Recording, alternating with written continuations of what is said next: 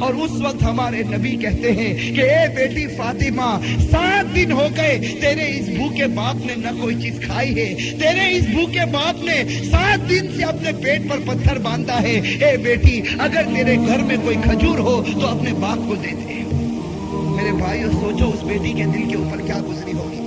روایت کے اندر ہے کہ حضرت فاطمہ رضی اللہ تعالی عنہا نے دروازہ کھولا، بس دروازہ کھولنا تھا، ہمارے نبی گھر میں داخل ہوتے ہیں تو دیکھتے ہیں کہ بیٹی فاطمہ رو رہی ہے، بیٹی فاطمہ رو رہی ہے اور پورے بدن پر کمزوری ہے اور سخت بخار ہے۔ ہمارے نبی پوچھتے ہیں کہ فاطمہ تو کیوں رو رہی ہے؟ حضرت فاطمہ کہتی ہے کہ ابا جان زندگی میں پہلی مرتبہ تم نے مجھ سے کسی چیز کا سوال کیا ہے، زندگی میں پہلی مرتبہ تم نے مجھ سے کوئی چیز مانگی ہے، لیکن ابا جان میں خدا کو حاضر ناظر رکھ کر کہتی ہوں، خدا کی قسم کھا کر کہتی ہوں کہ ابا جان 3 دن ہو گئے میں بھی بھوکی ہوں، میرے گھر میں کھجور بھی نہیں جو میں آپ کو دے سکوں، 3 دن ہو گئے میں نے بھی کوئی چیز کھائی پی نہیں ہے۔ روایت کے اندر ہے، سوچو اس باپ کے دل پر کیا گزری ہوگی کہ جب وہ اپنی بیٹی کو یہ کہتے ہوئے سنتا ہے کہ باپ تو 7 دن کا بھوکا ہے اور بیٹی سے مانگنے کے لیے آتا تو بیٹی روتے ہوئے کہتی ہے کہ ابا جان میں بھی 3 دن سے بھوکی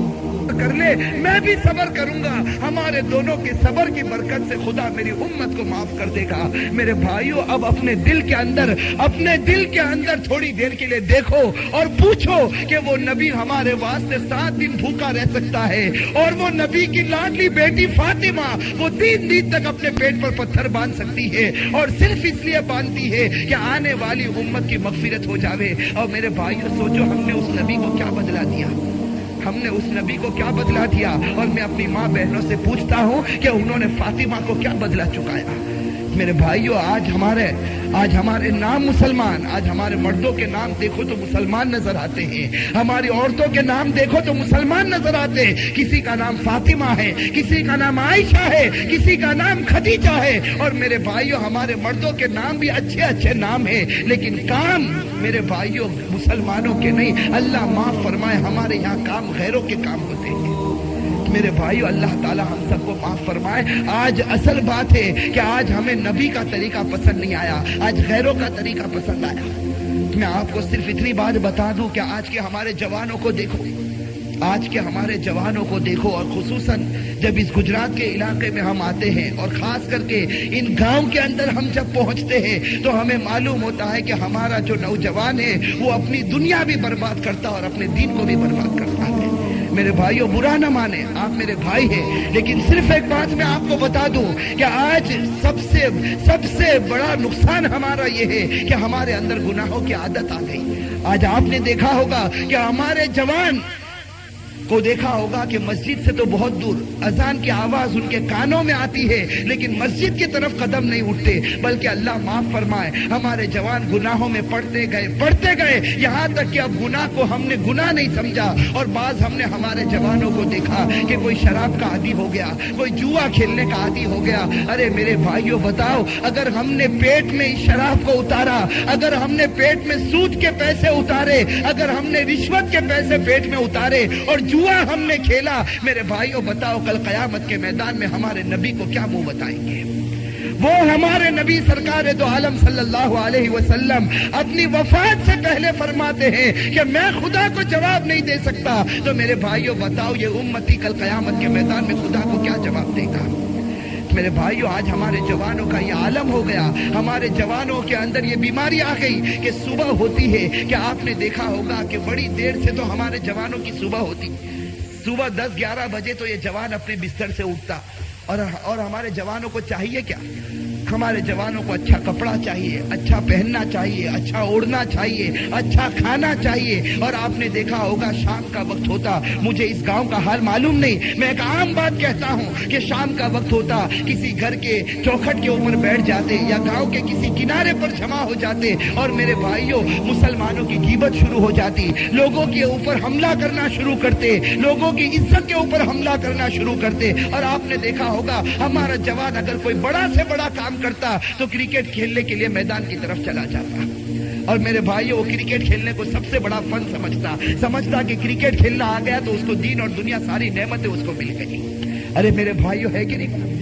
آج یہ کرکٹ کی وبا ہمارے جوانوں کے اندر ایسی گھسی کہ اس نے دنیا ہمارے اندر اتاری اور دین کو ہم سے بہت دور کر دیا۔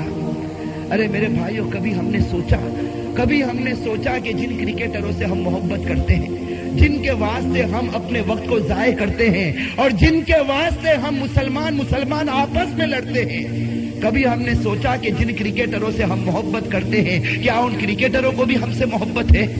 ارے میرے بھائیوں، ہے ہم سے محبت ان کو؟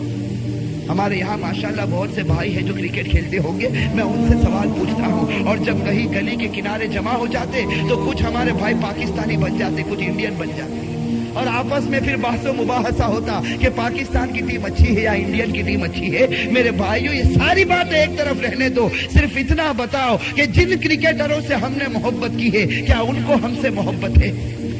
میرے بھائیوں، اگر ہم غور سے کبھی تنہائی میں بیٹھ کر سوچے تو معلوم ہوگا کہ ہم نے تو ان سے خوب محبت کی، ہم نے ان کے واسطے اپنی طاقت کو کھپایا، ان کے واسطے ہم نے اپنا مال قربان کیا، اور ان کو دیکھنے کے لیے 24 گھنٹے ہم نے برباد کیے، اور ان کرکٹروں کا حال یہ ہے کہ وہ ہمارے چہرے پر تھوکنے کے لیے بھی تیار نہیں۔ میرے بھائیوں، سوچو، آج اللہ کے واسطے اس بات کو سوچو کہ جس چیز میں ہم اپنا وقت ضائع کرتے ہیں یہ چیز بالکل بیکار ہے، یہ چیز بالکل بیکار ہے، یہ ہماری دنیا کو بھی برباد کرتی، دین کو بھی برباد کرتی۔ میرے بھائیو، اگر محبت کرنا ہوتا تو اس سے محبت کرتے جس نے دنیا میں ہم سے محبت کی تھی۔ اگر محبت کرنا ہوتا تو ہم ہمارے آقا سرکار دو عالم صلی اللہ علیہ وسلم سے محبت کرتے۔ میرے بھائیوں، محبت کا حق تو یہ تھا کہ جس نبی نے ہم سے محبت کی ہے اس نبی کے واسطے ہم اپنے آپ کو کھپا دیتے۔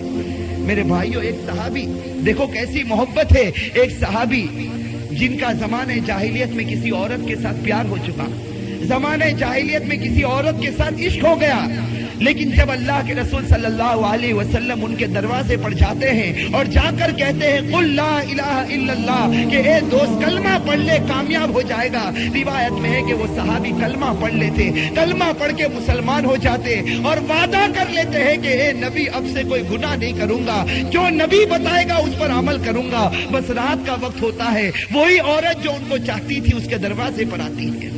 میرے بھائیوں، سوچو، یہ امتحان کا موقع ہے۔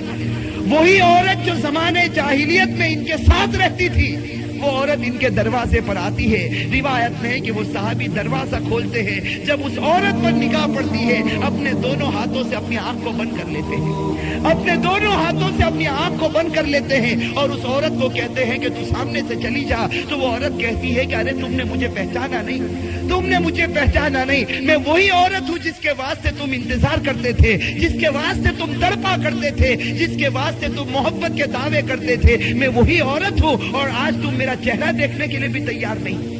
تو وہ صحابی بڑا پیارا جواب دیتے ہیں کہ تو میرے سامنے سے چلی جا، اس لیے کہ نبی کا چہرہ دیکھنے کے بعد اب تیرا چہرہ میں دیکھ نہیں سکتا، نبی پر ایمان لانے کے بعد اب میرے اندر گناہ کرنے کی طاقت باقی نہیں رہی۔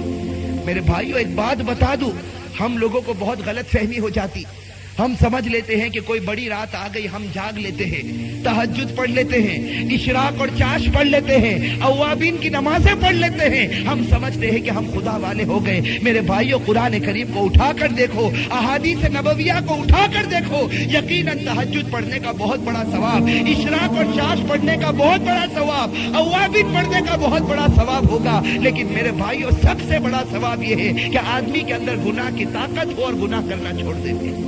سب سے بڑا ثواب یہ ہے کہ ایک مرتبہ گناہ کرنے کی طاقت ہے کہ آدمی ساری اوابین اور چاشت اور اشراق اور نوافل کو ایک طرف رکھے۔ سب سے بڑا آدمی وہ ہے کہ جو گناہوں کو چھوڑ دے۔ قرآن کریم میں اللہ تبارک و تعالیٰ نے فرمایا وَذَرُوا ظَاهِرَ الْإِثْمِ وَبَاطِنَهُ، کہ اے لوگو ظاہری گناہ کو چھوڑ دو، اے لوگو دل کے گناہوں کو چھوڑ دو۔ تو میں میرے جوانوں سے کہتا ہوں، میرے بھائیوں، آج اس بات کا ارادہ کرو کہ اللہ ہم سے گناہ چھڑا دے، اللہ تبارک و تعالیٰ ہم سب سے گناہ چھڑا دے، اس لیے کہ آج میرے بھائیوں سر کے بال سے لے کر پاؤں کے ناخن تک ہم اپنے آپ کو دیکھیں اور تھوڑی دیر کے لیے سوچیں کہ میرے اندر میرے نبی کا طریقہ موجود ہے یا غیروں کا طریقہ موجود ہے۔ میرے بھائیوں، ہم سب اپنا امتحان خود لے سکتے ہیں۔ کہ میرے اندر میرے نبی کا طریقہ موجود ہے یا غیروں کا طریقہ موجود ہے. میرے بھائیوں اگر نبی کا طریقہ موجود ہے تب تو کامیاب ہو گیا, لیکن اگر اللہ نہ کرے غیروں کا طریقہ موجود ہے, اللہ ہم سب کو معاف فرمائے. اگر غیروں کا طریقہ موجود ہے, سرکار دو عالم صلی اللہ علیہ وسلم نے فرمایا المرء مع من احب یوم القیامہ, آدمی قیامت کے میدان میں اس کے ساتھ کھڑا ہوگا جس کے ساتھ دنیا میں محبت کی ہوگی. میرے بھائیوں اگر یہودیوں کے طریقے سے آج ہمیں پیار ہے, عیسائیوں کے طریقے سے ہمیں اگر محبت ہے, تو کہیں ایسا نہ ہو میرے بھائیوں کل قیامت کے میدان میں ان یہودی اور عیسائیوں کے ساتھ ہمیں کھڑا ہونا پڑے. میرے بھائیوں اللہ تبارک و تعالی ہم سب کو معاف فرمائے. اور میرے بھائیوں ایک بات میں آپ سے پوچھوں کہ آج سچ بتاؤ کہ سب سے زیادہ چین اور سکون کون سے مذہب میں ہے؟ میرے بھائیوں ہمارا عقیدہ کیا ہے کہ سب سے زیادہ چین اور سکون اگر کسی مذہب میں ہے تو وہ مذہب اسلام میں ہے. سب سے زیادہ چین اس آدمی کو ہے جو خدا کو مانتا ہو اور ہمارے نبی سرکار دو عالم صلی اللہ علیہ وسلم کو اپنا نبی مانتا ہو. لیکن میرے بھائیوں آج یہ بات تو ہم اپنی زبان سے کہہ دیتے ہیں کہ سب سے زیادہ چین اور سکون مذہب اسلام میں ہے, لیکن آج ہم ہمارے گھروں کو جب دیکھتے ہیں تو معلوم ہوتا ہے کہ سب سے زیادہ پریشان اگر کوئی ہے تو وہ مسلمان پریشان ہے. میرے بھائیوں آج آپ دیکھو کسی بھی شوہر کو پوچھو تو معلوم ہوگا کہ وہ اپنی بیوی سے راضی نہیں, اور کسی بیوی سے پوچھو تو معلوم ہوگا وہ اپنے شوہر سے راضی نہیں. میرے بھائیوں یہ میاں بیوی کے درمیان میں لڑائی جھگڑے, یہ ساس بہو کے درمیان لڑائی جھگڑے, یہ باپ بیٹے کے درمیان لڑائی جھگڑے, میرے بھائیوں یہ سب کچھ کیوں ہوتا ہے؟ میرے بھائیوں صرف اس وجہ سے ہوتا کہ اگر ہم ہمارے نبی سرکار دو عالم صلی اللہ علیہ وسلم کے ایک ایک فرامین پر عمل کرتے, ایک ایک بات پر عمل کرتے, تو بیوی کو معلوم ہو جاتا کہ شوہر کے ساتھ کس طرح رہے, اور شوہر کو معلوم ہو جاتا کہ بیوی کے ساتھ کس طرح رہے. میرے بھائیوں آج ہمیں ہماری زندگی کو بدلنا ہے تو سب سے پہلے ہم ہمارے گھر کے حالات کو بدلیں. آج سب سے زیادہ ضروری کہ ہم ہمارے گھر کے حالات کو بدلیں, اور گھر کے حالات کو بدلنے سے پہلے ہم اپنے آپ کو بدلیں. آج ہم سب کے سب جانتے ہیں جو شوہر ہے وہ جانتا ہے وہ اپنی بیوی کے ساتھ کیا سلوک کرتا, اور وہ جانتا ہے اپنے بیٹوں کے ساتھ کیا سلوک کرتا, وہ جانتا ہے کہ اپنی ماں باپ کے ساتھ وہ کیا سلوک کرتا. میرے بھائیوں یہ ساری چیزوں کے اندر ہمیں سوچنا, علماء سے پوچھنا اور حدیث پڑھ پڑھ کر معلوم کرنا ہے کہ ایک شوہر کو اپنی بیوی کے ساتھ کیسے رہنا چاہیے. میرے بھائیوں حضرت عائشہ رضی اللہ تعالی عنہ فرماتی ہے, میرے وہ بھائی جو شادی شدہ ہے کان کھول کر سنیں اس بات کو. حضرت عائشہ صدیقہ رضی اللہ تعالی عنہ فرماتی ہے, حضرت عائشہ فرماتی ہے کہ جب بھی میں اپنے گھر میں ہوتی اور میرے نبی گھر میں تشریف لاتے, حضرت عائشہ فرماتی جب بھی میرے نبی گھر میں تشریف لاتے تو میں ہمیشہ دیکھتی تھی کہ نبی مسکراتے ہوئے گھر کے اندر داخل ہوتے ہیں, میرے نبی مسکراتے ہوئے گھر کے اندر داخل ہوتے. حضرت عائشہ فرماتی ہے کہ میرے شوہر کو جب مسکراتے ہوئے میں دیکھتی تھی اور گھر میں داخل ہوتے تھے, ان کی مسکراہٹ کو دیکھ کر میری ساری تھکن ختم ہو جاتی تھی, میری ساری تکلیف ختم ہو جاتی تھی. میرے بھائیوں یہ بھی تو نبی کی سنت ہے. آج شوہروں کو یہ سوچنا چاہیے, آج مردوں کو یہ سوچنا چاہیے, یہ بھی ہمارے نبی کی ایک بہت بڑی سنت ہے کہ گھر میں داخل ہوتے ہیں تو مسکراتے ہوئے داخل ہوتے. اور میرے بھائیوں آج ہم نے دیکھا ہوگا, آج ہم نے ہمارے شادی شدہ کو دیکھا ہوگا کہ باہر کی دنیا کے اندر تو لوگوں کو بہت ہنساتا ہے, باہر کی دنیا میں لوگوں کو بہت زیادہ وہ خود بھی ہنستا ہے اور لوگوں کے ساتھ مذاقیں کرتا ہے, اور سارا محلہ کہتا ہے کہ یہ آدمی ہماری مجلس میں آتا تو ہماری مجلس میں رونق آ جاتی. لیکن اسی بھائی سے پوچھو کہ جب اپنے گھر پر جاتا تو معلوم ہوتا کسی نے کھٹی کڑی اس کے منہ میں ڈال دی ہو, کسی نے کھٹی کڑی اس کو پلا دی ہو کہ منہ گھر میں جاتا تو ایسا منہ بگاڑ کر جاتا کہ بیوی پہلے سے تھکی ہوئی اور اپنے شوہر کا بگڑا ہوا منہ دیکھ کر اور زیادہ تھک جاتی ہے. میرے بھائیوں آج اصل بات ہے کہ ہم اس بات کی کوشش کریں کہ ہم ہماری بیوی کے حقوق کو ادا کرنے والے بنیں, اور بیویوں کو چاہیے, میں اپنی ماں بہنوں سے کہوں گا کہ وہ ماں بہن کامیاب ہو سکتی ہے جو اپنے شوہر کے حق کو ادا کرے.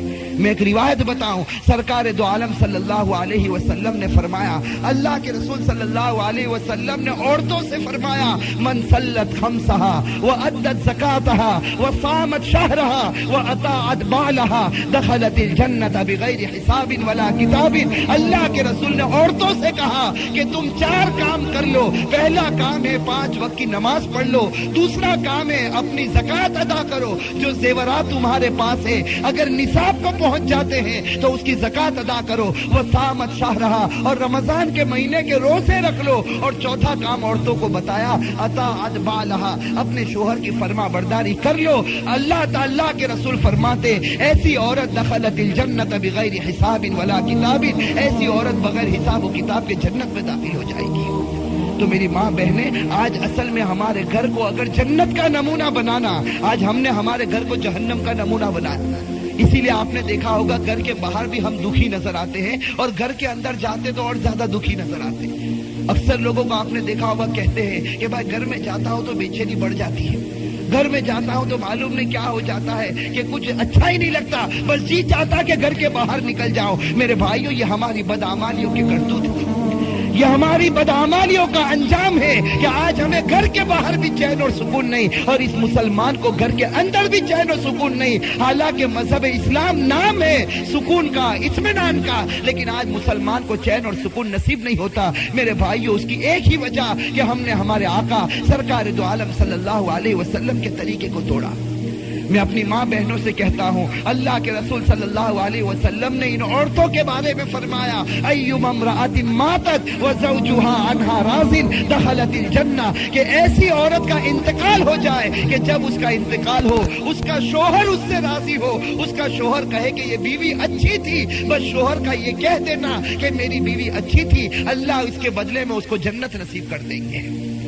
تو میری ماں بہنیں اور میرے بھائیوں، آج ہمیں اس کا پورا ارادہ کرنا ہے کہ ہم سرکار دو عالم صلی اللہ علیہ وسلم کے طریقے پر چلنے والے بنے، ہمارے گھر کی عورتیں نبی صلی اللہ علیہ وسلم کے طریقے پر چلنے والی بنے۔ اور میرے بھائیوں، سکون اور اطمینان اور دل کے اندر ہمیشہ کے لیے جو بے قراری ہے وہ قرار میں اسی وقت بدلے گی جب ہم ہمارے آقا سرکار دو عالم صلی اللہ علیہ وسلم کے طریقے پر آ جائیں۔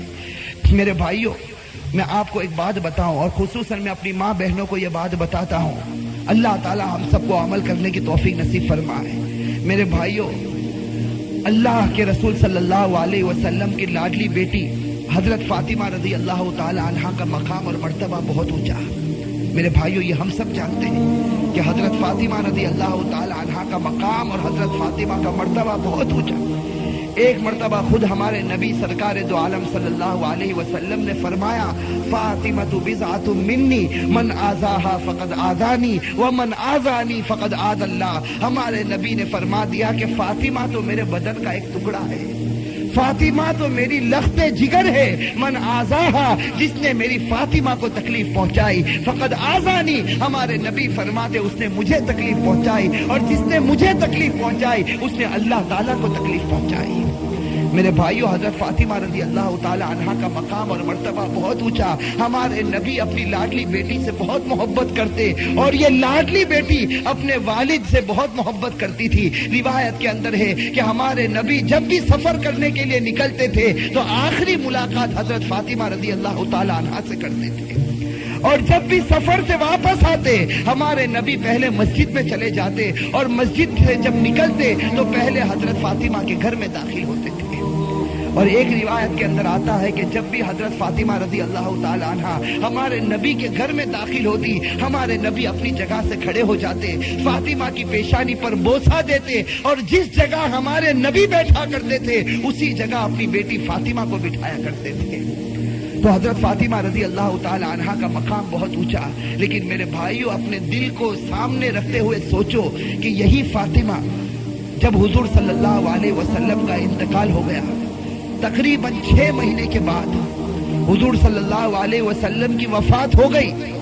6 مہینے کے بعد حضرت فاطمہ رضی اللہ تعالی عنہا کے بارے میں ہے کہ ایک صبح کا وقت تھا، حضرت علی رضی اللہ تعالی عنہ گھر میں داخل ہوئے۔ صبح کا وقت ہے، حضرت علی رضی اللہ تعالی عنہ گھر میں داخل ہوتے ہیں۔ حضرت علی جب گھر میں داخل ہوتے ہیں تو عجیب و غریب حالت دیکھتے ہیں کہ فاطمہ رو رہی ہے۔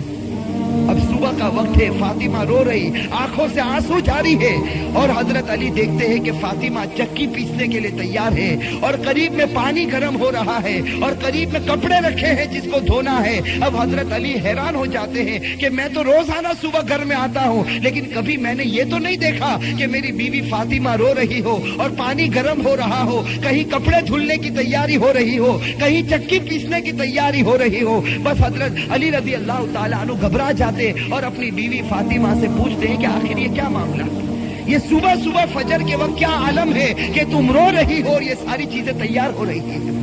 روایت کے اندر ہے حضرت فاطمہ کوئی جواب نہیں دیتی، حضرت علی جیسے جیسے سوال کرتے فاطمہ کا رونا اور زیادہ ہو جاتا۔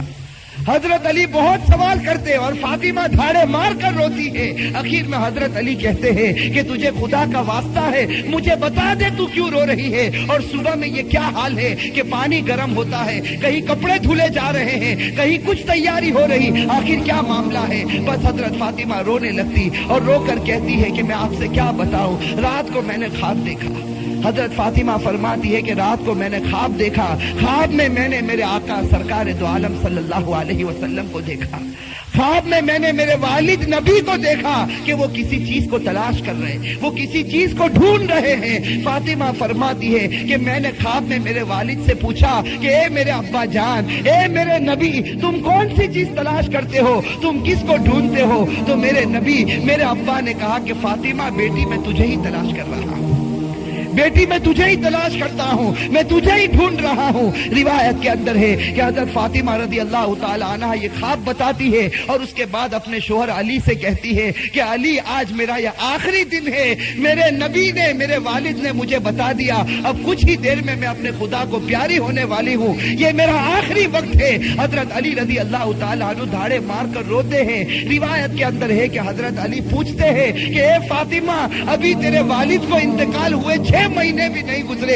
ابھی ان کا غم ہمارے سینوں کے اندر ہے، تیرا انتقال ہو جائے گا، ہم غم کو کیسے برداشت کریں گے؟ فاطمہ جواب دیتی ہے کہ علی اپنے شوہر سے کہتی ہے کہ جس طرح میرے ابا کی وفات پر تم نے صبر کیا تھا، میری وفات پر بھی تم صبر کر لینا۔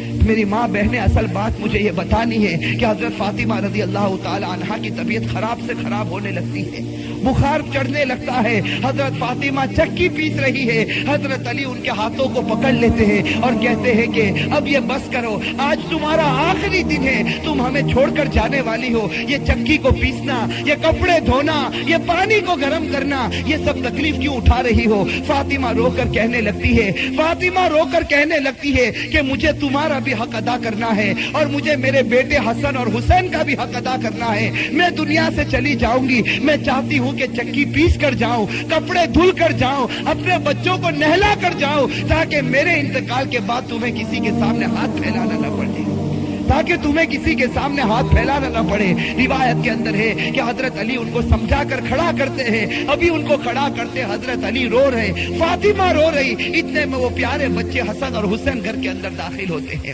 میرے بھائیو، سوچو اس ماں کے دل کے اوپر کیا گزرتی ہوگی جو اپنے بچوں کو، حسن اور حسین کو آخری مرتبہ دیکھتی ہے۔ حضرت فاطمہ دونوں بچوں کو اپنے سینے سے لگا لیتی ہے، حضرت علی رو رہے، فاطمہ روتی، ان کا رونا دیکھ کر وہ دو معصوم بچوں کو رونا آ جاتا۔ وہ دو معصوم بچے جب روتے ہیں اور اپنی ماں سے پوچھتے ہیں کہ ماں تو کیوں روتی ہے، اپنے باپ سے پوچھتے ہیں کہ ابا جان تم کیوں روتے ہو، علی کوئی جواب نہیں دیتے، فاطمہ کوئی جواب نہیں دیتی۔ فاطمہ صرف بچوں سے اشارہ کرتی ہے کہ تم میرے والد کی قبر کے اوپر چلے جاؤ، تم میرے نبی کی قبر پر چلے جاؤ۔ تاریخ میں یہ بات لکھی ہے کہ حسن اور حسین دونوں معصوم بچے ہیں، دونوں لاڈلے بچے ہیں، نبی کی قبر کے اوپر جاتے ہیں، ابھی قبر کے اوپر کھڑے ہوتے ہیں کہ اندر سے آواز آتی ہے، حضرت محمد رسول اللہ صلی اللہ علیہ وسلم کی آواز آتی ہے کہ اے میرے نواسے، تم اپنی ماں کے پاس چلے جاؤ، میرے پاس تو تم بعد میں بھی آ سکتے ہو، لیکن آج آخری دن ہے، اس دن کے بعد تمہیں اپنی ماں کا چہرہ نظر نہیں آئے گا۔ میرے بھائیو، سوچو ان بچوں کے اوپر کیا گزرتی، وہ بچے روتے پیٹتے گھر میں آتے دیکھتے ہیں کہ ماں بھی رو رہی، باپ بھی رو رہا، یہ دونوں بچے آ کر رونے لگتے، اپنی ماں کے گلے لگ جاتے۔ روایت کے اندر ہے کہ فاطمہ کا بخار اور بڑھتا ہے، شام کا وقت ہوتا ہے، اب حضرت فاطمہ کو یقین ہو جاتا کہ اب میرا انتقال ہوگا، اب میرا آخری وقت آ گیا۔ میری ماں بہنیں کان کھول کر سنے، حضرت فاطمہ اپنے شوہر کو قریب میں بٹھا دیتی ہے، حضرت فاطمہ علی رضی اللہ تعالیٰ عنہ کو قریب میں بٹھاتی ہے اور حضرت فاطمہ کہتی ہے، اپنے شوہر سے کہتی ہے کہ میں 3 بات تمہارے سامنے رکھتی ہوں، میری ماں بہنیں اس بات کو سنیں اور سوچیں کہ ہم اپنی زندگی کو کیسے بدلیں۔ وہ فاطمہ رضی اللہ تعالیٰ عنہ جو اللہ کے رسول کی لاڈلی تھی، وہ فاطمہ رضی اللہ تعالیٰ عنہ جو اس امت کے واسطے اپنے پیٹ پر پتھر باندھتی تھی، وہ فاطمہ رضی اللہ تعالیٰ عنہ جن کی پیشانی پر ہمارے نبی نے بوسہ دیا، وہ فاطمہ رضی اللہ تعالیٰ عنہ جن کے بارے میں ہمارے نبی نے کہا سیدۃ نساء اہل الجنہ فاطمہ رضی اللہ تعالیٰ عنہ کہ جنت میں عورتوں کی اگر سردارن بنے گی تو حضرت فاطمہ رضی اللہ تعالیٰ عنہ بنے گی۔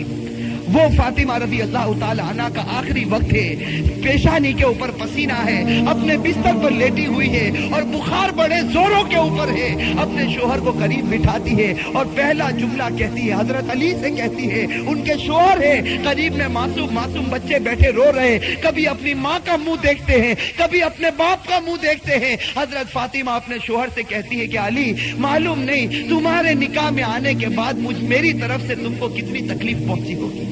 فاطمہ کہہ رہی کہ اے میرے شوہر، معلوم نہیں جب سے میں تمہاری نکاح میں آئی ہوں، معلوم نہیں میری وجہ سے تم کو کتنا دکھ اٹھانا پڑا ہوگا، تم کو میری وجہ سے کتنی تکلیف اٹھانی پڑی ہوگی۔ فاطمہ کہتی ہے، اے میرے شوہر، خدا کے واسطے میرے مرنے سے پہلے مجھے معاف کر دے۔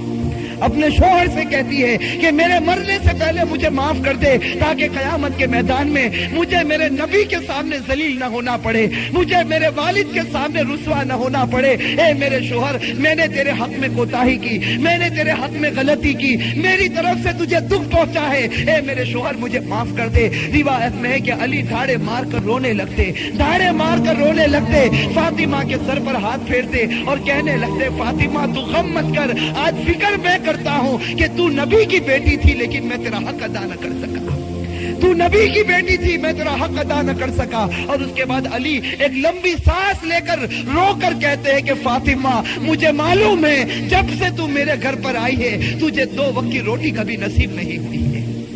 میرے بھائیو، روایت کے اندر ہے کہ فاطمہ رضی اللہ تعالیٰ عنہ دھاڑے مار کر روتی ہے اور کہتی ہے، ایک دوسری بات کہتی ہے کہ میرے شوہر، میرے انتقال کے بعد تمہیں جس عورت کے ساتھ نکاح کرنا ہو کر لینا۔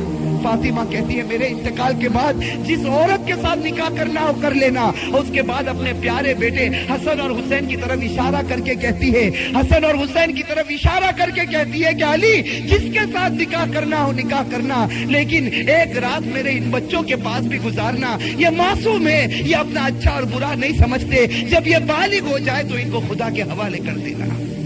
اور تیسری بات، میری ماں بہنیں کان کھول کر سنیں، کان کھول کر سنیں، یہ ہمارے نبی کی بیٹی کی آخری وصیت، ہمارے نبی کی لاڈلی بیٹی کی آخری وصیت۔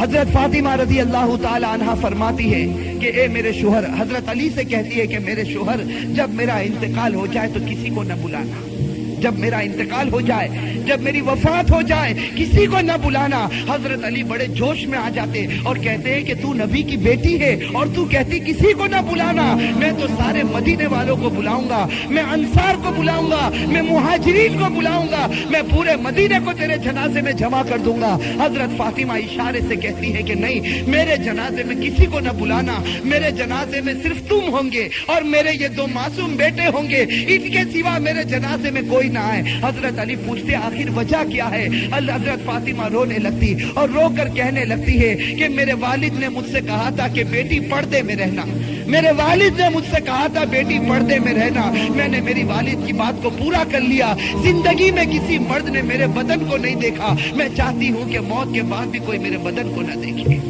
میں چاہتی ہوں موت کے بعد بھی کوئی غیر آدمی میرے جسم کی طرف نگاہ نہ اٹھائے۔ میری ماں بہنیں، آج اسی بات سے ہمیں شرم آتی ہے۔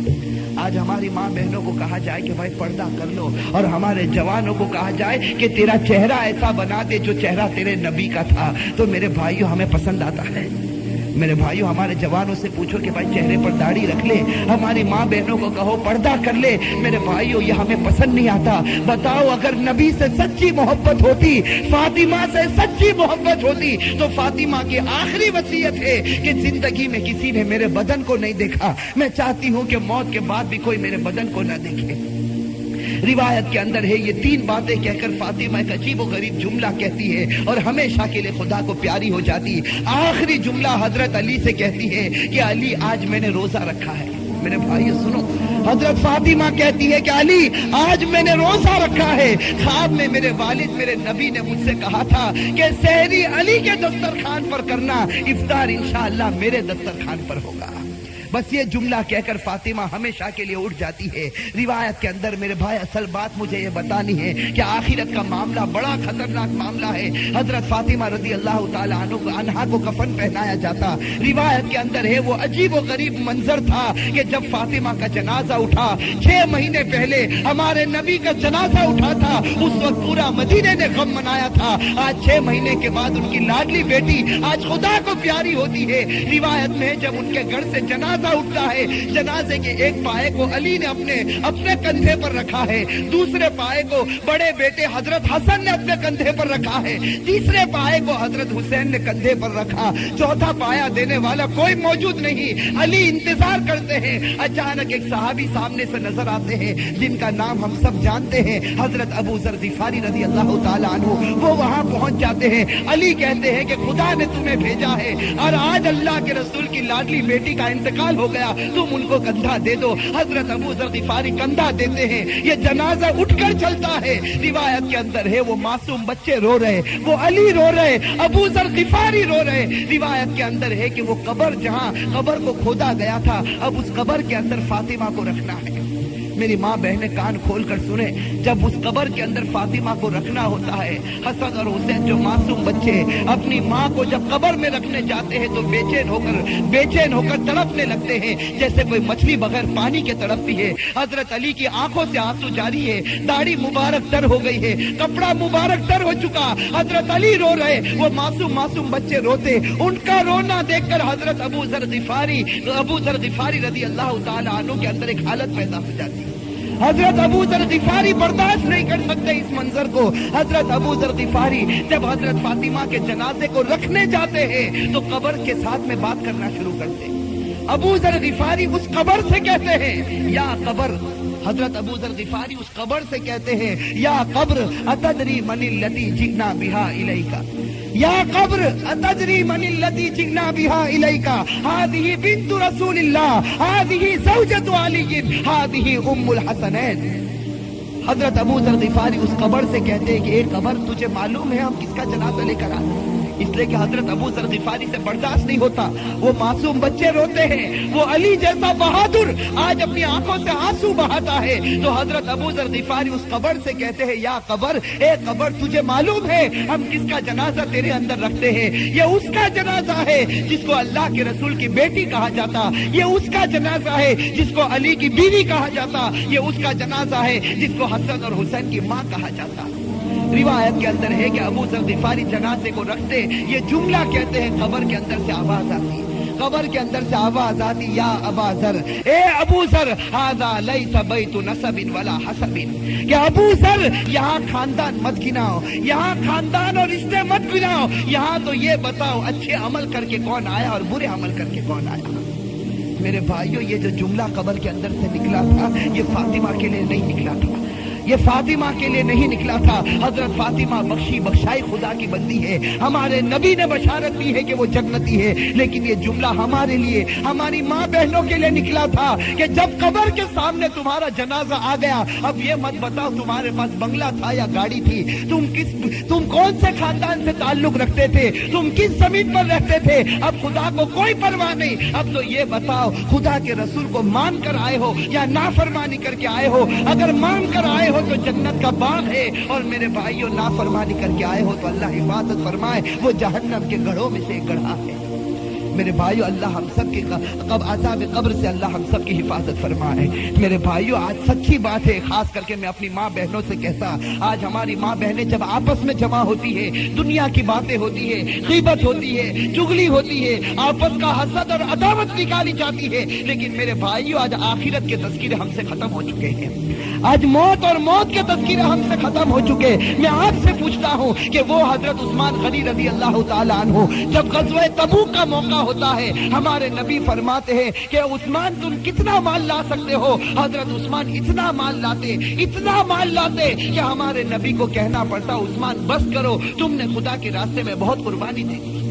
اور پھر ہمارے نبی کہتے ہیں کہ عثمان کو قریب بلاتے اور کہتے ہیں کہ عثمان آج تم نے اتنا مال دیا خدا کے راستے میں کہ خدا تم سے اتنا خوش ہو گیا کہ اگر اب تم سے کوئی گناہ ہوگا تو خدا تمہاری پکڑ نہیں کرے گا. میرے بھائیوں کیسا سرٹیفکیٹ حضرت عثمان غنی رضی اللہ تعالیٰ عنہ کو ملتا ہے. خلیفۃ المسلمین جو بنے حضرت عثمان غنی رضی اللہ تعالیٰ عنہ کو اللہ کے رسول کی طرف سے سرٹیفکیٹ ملا.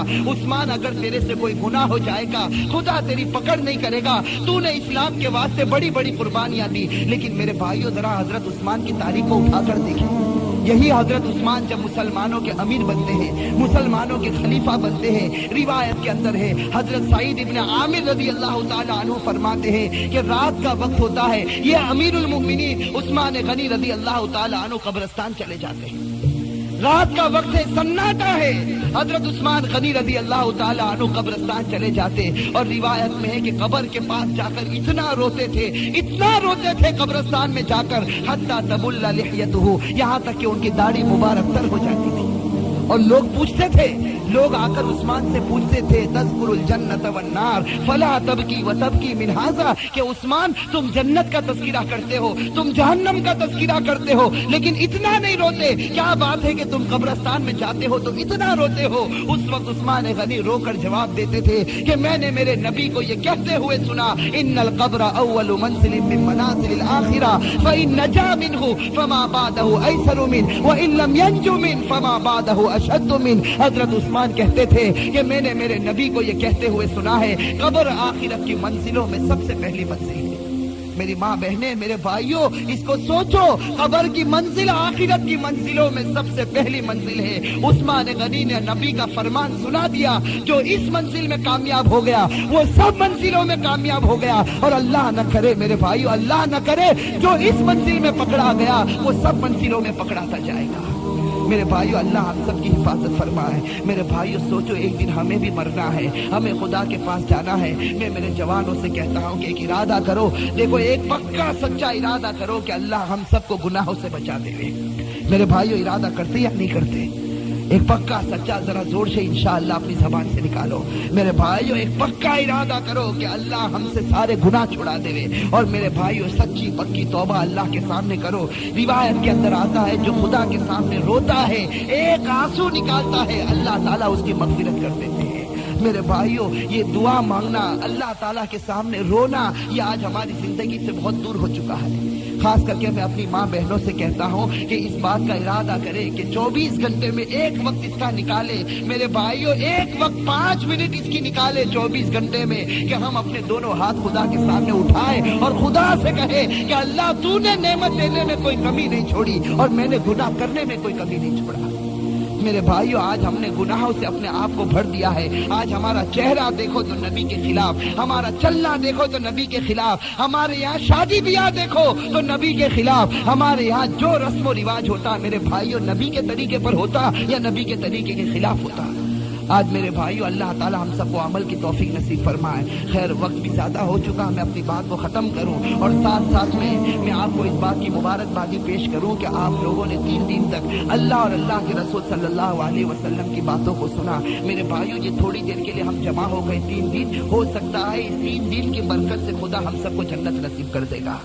اور میرے بھائیوں میں اپنی طرف سے نہیں کہتا، میری بات تو غلط ہو سکتی، آپ کی بات غلط ہو سکتی، لیکن ہمارے نبی سرکار دو عالم صلی اللہ علیہ وسلم کا ایک حرف بھی غلط نہیں ہو سکتا. ہمارے نبی نے فرمایا قیامت کے میدان میں کچھ لوگ ایسے ہوں گے یرفعوا علی منابر من نور، جن کو نور کے منبروں پر بٹھایا جائے گا. ہمارے نبی نے فرمایا قیامت کے میدان میں کچھ لوگ ایسے ہوں گے یرفعوا علی منابر من نور، جن کو نور کے منبروں پر بٹھایا جائے گا. اور مسلم شریف کے اندر ہے یرفعوا علی منابر من لولو، جن کو موتیوں کے منبروں پر بٹھایا جائے گا. صحابہ کرام نے پوچھا تھا کہ اللہ کے رسول وہ کون لوگ ہوں گے جن کو قیامت کے اتنے سخت میدان میں نور کے منبر پر بٹھایا جائے، وہ کون مبارک لوگ ہوں گے جن کو موتیوں کے منبر پر بٹھایا جائے؟ اللہ کے رسول نے فرمایا یہ وہ لوگ ہوں گے اجتمعوا علی ذکر اللہ وعلی محبتہ، یہ وہ لوگ ہوں گے جو اللہ اور اللہ کے رسول کی باتوں کو سننے اور ان کی محبت میں ایک جگہ جمع ہو گئے ہوں گے۔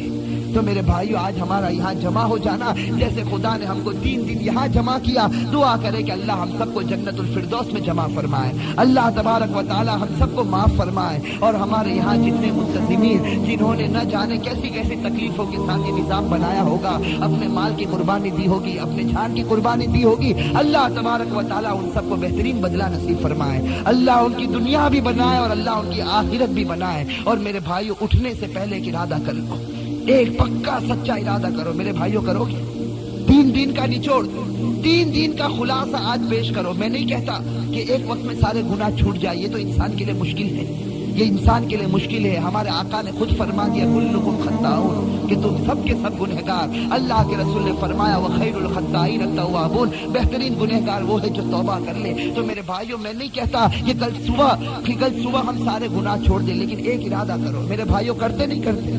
میں اپنی ماں بہنوں سے بھی کہتا ہوں، اٹھنے سے پہلے اللہ کو حاضر ناظر رکھ کر ایک پکا اور سچا ارادہ کرے۔ میرے جوانوں، ایک ارادہ کر لو کہ کل سے ہماری کوئی نماز جماعت کے ساتھ چھوٹنے نہ پاوے۔ میرے بھائیو، ارادہ کرتے نہیں کرتے؟ بھائی انشاءاللہ میں تھوڑی آواز کم ہو گئی واپس۔ بھائی ارادہ ہے کہ نہیں سب کا؟ پکا سچا ارادہ کرو کہ ہماری ایک بھی نماز جماعت کے ساتھ چھوٹنے نہ پاوے۔ میرے بھائیوں، زندگی میں اگر نماز کا اہتمام ہو گیا، انشاءاللہ قیامت کے میدان میں بیڑا پار ہو جائے گا۔ اللہ کے رسول نے فرمایا اذا صلحت صلاته صلح سائر عملی وان فسدت صلاته فسد سائر عملی۔ اللہ کے رسول نے فرمایا کسی کی نماز اچھی ہو گئی اس کے سارے اعمال اچھے ہو گئے، کسی کی نماز بگڑ گئی تو اس کے سارے اعمال بگڑ گئے۔ اس لیے میرے جوانوں، اس کا ارادہ کرو کل کی فجر سے لے کر موت تک ہماری کوئی نماز چھوٹنے نہ پاوے۔ میرے بھائیو، ارادہ کرتے نہیں کرتے؟ ارادہ جی اللہ تعالی یہ ہمارے 3 دن بیان کا نچوڑ ہو، یہ ہم نے جو مال کھپایا، ہم نے جو اپنی جان کھپائی، ہم نے جو اپنا وقت دیا، سب کا خلاصہ اور نتیجہ یہ ہو کہ تراج کے اندر یہ فضا بن جائے کہ یہاں کا ہر جوان نمازی ہو جائے، لوگوں میں مشہور ہو جائے کہ اگر تراج والے کو پہچان نہ ہو تو اس کی پیشانی کو دیکھ لو، معلوم ہوگا نمازی ہے تو معلوم ہوگا وہ تراج کا رہنے والا۔ میرے بھائیو، ایسا ماحول بنا دو کہ صحابہ کرام کے اندر لوگوں کی پہچان ایسی ہوا کرتی تھی۔ تو میرے بھائیو، ایک ارادہ کرو کہ اللہ ہم سب کو نمازی بنا دے۔ میں اپنی ماں بہنوں سے بھی کہتا ہوں کہ اپنے گھر کے کام کاج کے ساتھ ساتھ، اپنے شوہر کے حقوق کو ادا کرنے کے ساتھ ساتھ، اور اپنے بچوں کی صحیح تربیت کرنے کے ساتھ ساتھ، میں اپنی ماں بہنوں سے کہتا ہوں کہ وہ بھی نمازوں کو برابر پابندی کے ساتھ، اطمینان کے ساتھ وقت پر ادا کرے اور خدا سے دعا کرے۔ اور خاص کر کے میں اپنی ماں بہنوں سے کہتا ہوں کہ آج ہماری اولاد کے بننے کا جو ذریعہ ہے وہ ماں ہے۔ ماں کی گود اس کا پہلا مدرسہ ہے۔ بچہ اپنی ماں کو دیکھتا، ماں کو مصلی پر دیکھے گا تو بچہ کیا کرے گا؟ میرے بھائیوں، بچہ کیا کرے گا؟ اس کو معلوم نہیں خدا کون، نبی کون، لیکن مصلی بچھا کر وہ بھی نماز پڑھنے لگتا، چاہے اس کو نماز آئے نہ آئے۔ وہ ماں جب سجدے میں جاتی بچہ بھی سجدے میں جاتا، ماں جب رکوع میں جاتی بچہ بھی رکوع میں جاتا۔ اور میرے بھائیوں، ماں فرمائے، ماں جب ٹی وی کے سامنے بیٹھتی بچہ بھی ٹی وی کے سامنے بیٹھتا۔ ماں جب اپنی منہ سے گالی بکتی ہے اور لوگوں کی غیبت کرتی ہے، یہ بچہ بھی مستقبل میں غیبت کرے گا۔ میرے بھائی، ہوتا نہیں ہوتا؟ پھر یہی چھوٹا بچہ جب بڑا بن جاتا اور آوارہ بن جاتا تو ماں باپ بڑے پریشان۔ آپ نے دیکھا ہوگا ماں باپ بڑے پریشان کہ بچہ آوارہ ہو گیا، اور پھر تلاش میں رہتے کہ کوئی ایسی تعویذ مل جاوے جو میرے بچے کو پلا دوں تو ہدایت پر آ جائے۔ میں کہتا ہوں کہ بچے کو تعویذ بعد میں پلانا، پہلے رسول کی تعویذ خود پہن لیتے، پہلے ماں باپ خود رسول